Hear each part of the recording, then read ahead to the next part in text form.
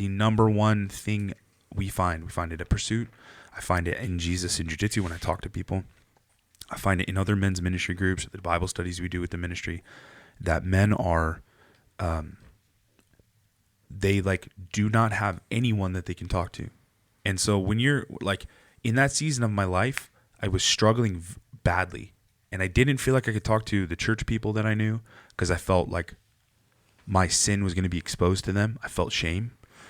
I also didn't feel like I could talk to kind of my football buddies because I felt like there wasn't any really compassion there. It was just like, yeah, man, it sucks you got hurt, you know. But there wasn't true compassion and vulnerability.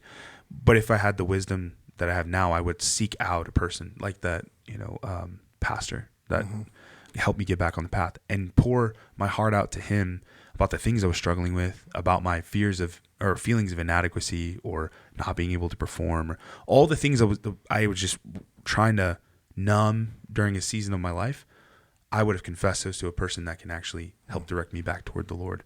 So I would say you have to find a brother to lean on, and you have to lean into the Lord, because there's no other way to deal with all this stuff that's floating around inside of you.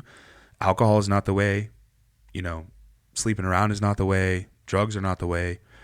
There are temporary numbing solutions.